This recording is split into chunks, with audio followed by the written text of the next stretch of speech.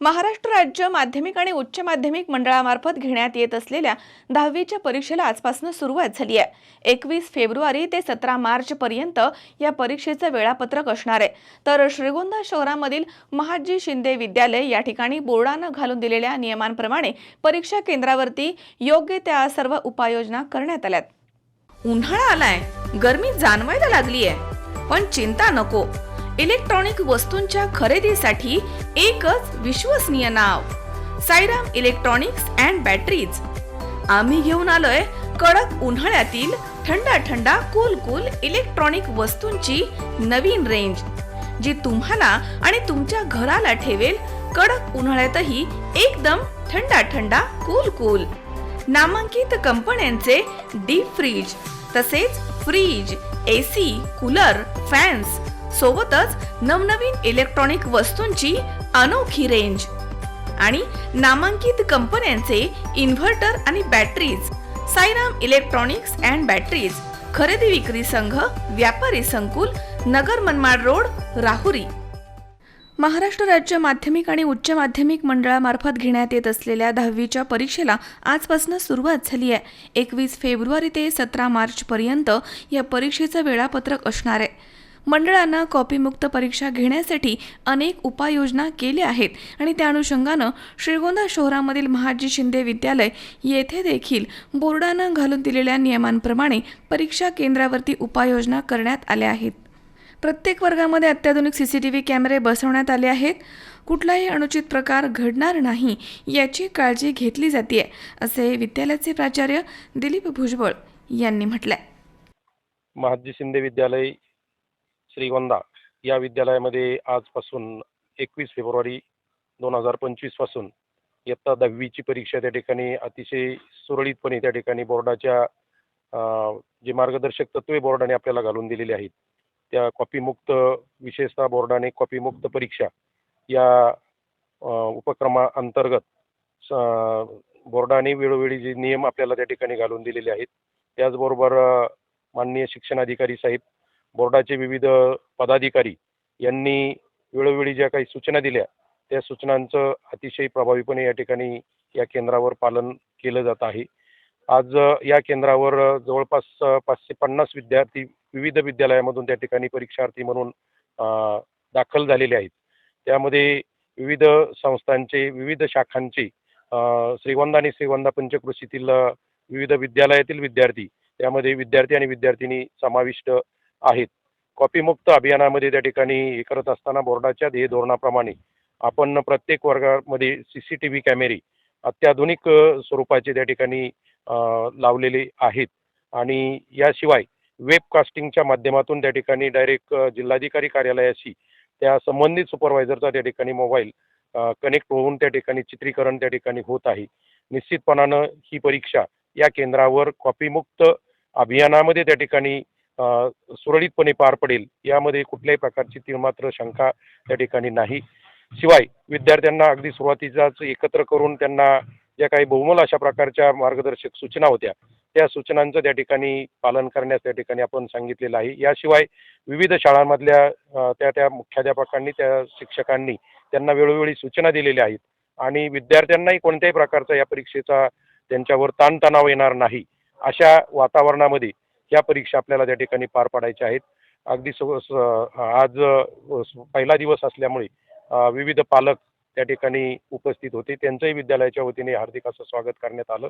याशिवाय वेगवेगळे हितचिंतक, त्याचबरोबर विद्यार्थी यांनाही या केंद्रावर त्या ठिकाणी केंद्राध्यक्ष या नात्याने शुभेच्छा देऊन या परीक्षेचं त्या ठिकाणी ज्या काही कॉपीमुक्त अभियानामधल्या ज्या काही सूचना होत्या, त्या सूचनांचं त्या ठिकाणी आपण पालन करण्यास त्यांना सांगितलेलं आहे। माझी खात्री आहे या 2241 म्हणजे महाजी शिंदे विद्यालय श्रीगोंदा या केंद्रावर कोणत्याही प्रकारचं त्या ठिकाणी अनुचित प्रकार होणार नाही, याची खबरदारी आपण त्या ठिकाणी घेणार आहोत। विविध विद्यालयातील जे सुपरवायझर आहेत त्यांनाही त्यांची त्या ठिकाणी जी काही कर्तव्य आहेत, त्या कर्तव्याची जाणीव आपण परीक्षेच्या आदल्या दिवशी बोर्डाच्या धोरणाप्रमाणे त्या ठिकाणी मीटिंग घेऊन त्यांना सांगितलेली आहे।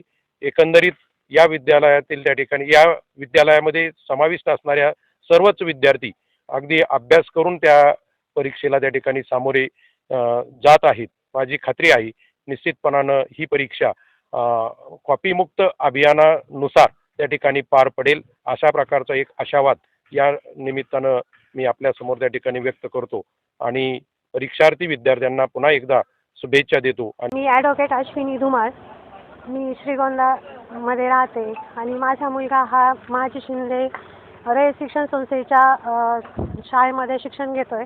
तो इयत्ता 10वी ड मध्ये आहे. तर साधारणतः शाळेमधून जे उपक्रम राबवले गेले ते अतिशय सुंदर होते आणि त्यांनी जी सराव परीक्षा म्हणजे भुजबळ सर जे आहेत प्राचार्य, त्यांनी अतिशय उत्कृष्टपणे मार्गदर्शन केलेलं आहे शिक्षकांना पण की जे प्रकल्प राबवले गेले आणि शिक्षकांनाही ते फॉलो केले आणि साहजिकच मुलांना याचा खूप फायदा झाला आणि मुलांना जो परीक्षेकडे बघण्याचा जो दृष्टिकोन होता तो अतिशय म्हणजे सुंदर होता की बाबा त्यांना कोणत्याही प्रकारचं टेन्शन नव्हतं की एक परीक्षा आहे आणि एक हसत खेळत ती परीक्षा द्यायची आहे.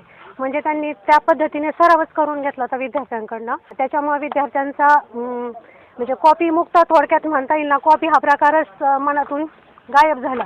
सरकारने जो नियम काढलेला आहे की ट्रान्सपरंट पेपर म्हणजे पॅड यूज करावा किंवा जे ट्रान्सपरंट पाऊच आहेत ते वापरावेत, ते खरंच योग्य आहेत.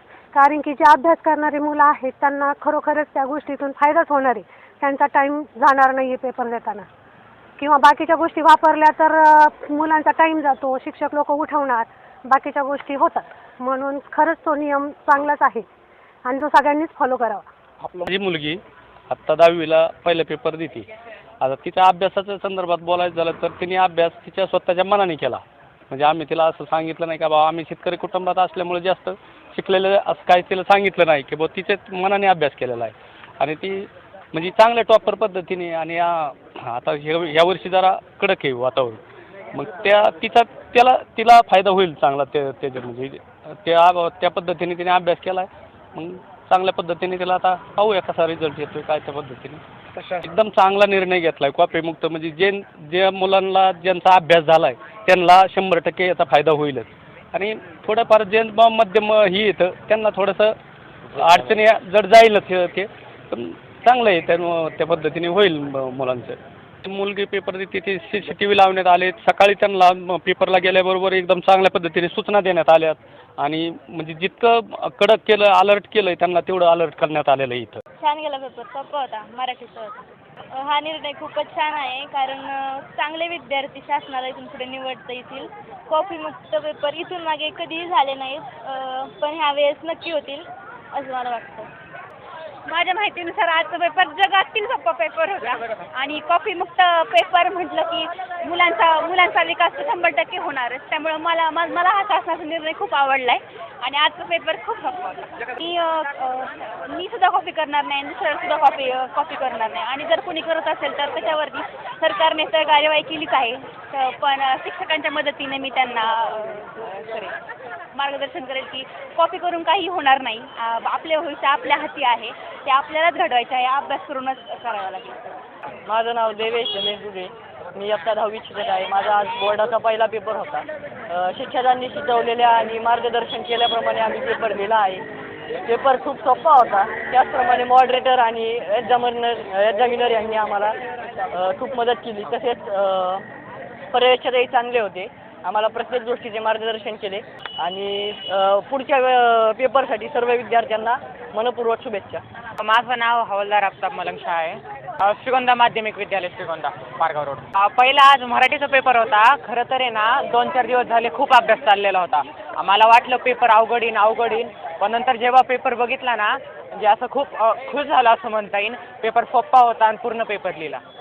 खूप महत्त्वाचा निर्णय कारण जे मुलं अभ्यास करतात जे म्हणजे खरं परिश्रम करतात त्यांच्यासाठी उपयोगी. कारण काही जे कॉपी करून जे पुढे जातात आणि जे फक्त अभ्यास करून पुढे जातात मग त्यांच्यावर अन्याय होता असं मी म्हणू शकतो. पुढचं आता 11वीला तर मी JEE देणार आहे. मग त्यासाठी हे 10वीची परीक्षा खरं म्हटलं तर खूप उपयोगी आहे. कारण 10वीमुळे आपण जेव्हा अभ्यास करतो आपल्याला त्या अभ्यासाची सवय लागते, आपल्याला पुढचा अभ्यासक्रम कसा आहे ते कळतं.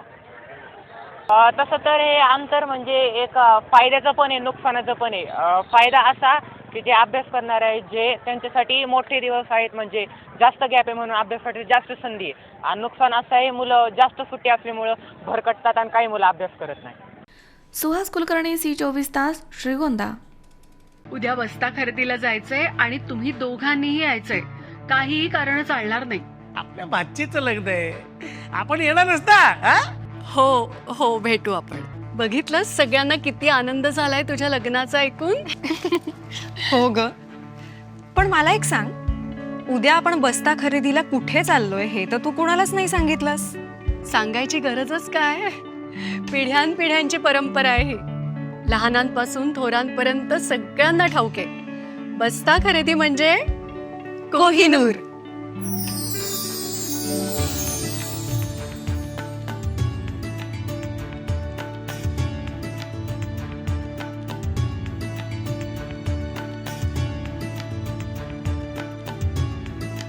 बस्ता खरेदीचं हक्काचं ठिकाण कोहिनूर, MG रोड आणि सावेडी, अहिल्यानगर.